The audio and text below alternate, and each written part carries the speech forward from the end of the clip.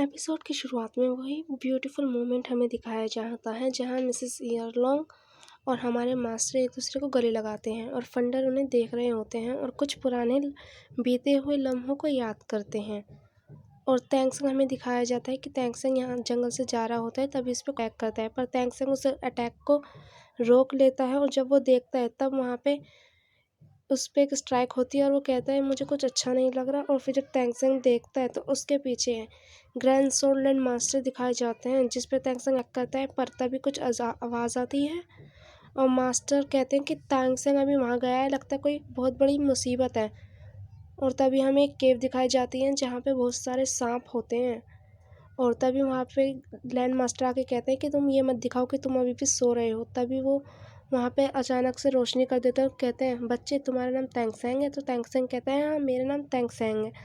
Master sorry grand soul and master कहते हैं तुमने मेरी ग्रैंड डॉटर के साथ जो भी किया मैं अभी तक भूला नहीं हूँ। तभी वो कहते हैं आपके अंदर तो बहुत सारी पावर है, आप ऐसे कैसे बात कर सकते हैं मुझसे। तभी वो अपने पोजीशन से तैंक्संग को थोड़ा इफ़ेक्ट कर देते हैं और टैंक्संग कहते हैं मेरी बॉडी में तो पॉइज़न है, बट कोई बात नहीं। वो कहते हैं तुम्हारे अंदर इतनी ताकत नहीं है कि तुम मेरे पॉइज़न को ठीक कर पाऊँ। वो कहते हैं मैं अभी 78 ईयर्स का हूँ और मेरे अंदर इतनी ताकत है कि मैं तुम्हें गिरा सकता हूँ। और वो उससे ये भी कहते हैं कि तुम ये बताओ कि तुमने उसके पॉइज़न को कैसे रोका। तभी वो उन पर अटैक करते हैं और तैंक्संग अपने सोल बोन से उसे बचा लेता है और अपनी फर्स्ट सोल्स के इंटरवाइन को यूज़ करता है, पर उसकी कुछ भी कामयाब नहीं हो पाती। वो कहते हैं इसीलिए तुमने ईयरलॉन्ग को उसे इनकी बेटी इन को हराया।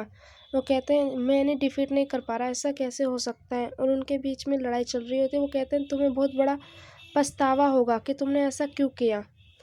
और वो कहते हैं अगर तुम्हें मुझे मारना है कि तुम मुझे मार सकते हो, पर मैं तुम्हें एक बात बता दूँ। कह रहे तुम कहना क्या चाहते हो। वो कहते हैं मेरा कहने का मतलब ये है कि तुम्हारी बॉडी के अंदर जो पॉइज़न फैला हुआ है वो कुछ ज़्यादा ही है, जो कि तुम्हें अंदर से काट रहा है, मतलब कि अंदर से ही तुम्हें मार रहा है। और वो कहते हैं कि साथ में ही तुम्हारी ग्रैंड डॉटर के साथ भी यही है। वो कहते हैं मैं तुम पे बिलीव कैसे करूं कि तुम मेरे पॉइज़न का एंटीडोट बनाओगे। वो कहते हैं अगर तुम्हें मुझ पे बिलीव नहीं है तो तुम मुझे मार सकते हो। तो मास्टर कहते हैं बस तुम ऐसे ही मत कहना, बस मैं चाहता हूँ मेरी ग्रैंड डॉटर ठीक हो जाए, मुझे मेरे लिए कोई भी वो नहीं है दुख, बस तुम इस पॉइज़न का एंटीडोट बना लो। अगर तुमने ऐसा किया तो मैं तो छोड़ दूंगा, और नहीं किया वरना मैं तुम्हें मार दूंगा। वो कहते हैं तुम्हारे पास एक दिन होगा ये प्रूफ करने के लिए कि तुम इसे कैसे कर सकते हो। वो कहते हैं पर मैं इसे कैसे प्रूफ करूँ। वो कहता है ये ईजी है, ये मेरा घर है और यहाँ पे तुम्हें हर तरह के हर्ब्स मिलेंगे, यानी कि जड़ी बूटी पदार्थ मिलेंगे। तुम्हें एक दिन का टाइम दिया जाएगा और तुम्हें इसका एंटीडोट बनाना पड़ेगा खुद अपनी तरफ से। और कहते हैं देखते हैं मेरा पॉइज़न तुम्हारे एंटीडोट को सह पाता है या नहीं। और कहते हैं वरना तुम यहाँ से नरक में जाओगे। वो कहते हैं ये बहुत बढ़िया प्लेस है, यहाँ पे हॉट स्प्रिंग भी है और ये प्लांट्स के लिए भी बहुत अच्छी जगह है। तभी वो कहते हैं मैं देखता हूँ तुम नीचे कैसे आते हो। और ग्रैंड सोल मास्टर तो नीचे चले जाते हैं और तैंक्संग भी उसके पीछे पीछे अपने सोल बॉन्स को यूज़ करके आता है। तभी मास्टर कहते हैं कि मैंने सोचा नहीं था तो तुम इसे ऐसे यूज़ करोगे।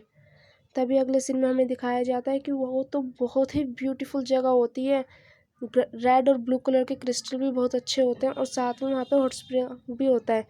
तभी तैंक्संग कहता है यह तो आइसी और फायर का मिक्स कॉम्बिनेशन का स्प्रिंग माउंटेन है और ये बहुत अच्छा होता है और साथ में एक वेपन बनाने के लिए बहुत बढ़िया होता है। और वो कहता है यहाँ पे क्रिस्टल्स का पॉइजन काम नहीं करता और ग्रैंड सोल मास्टर यहाँ पे खुद ट्रेनिंग करते हैं।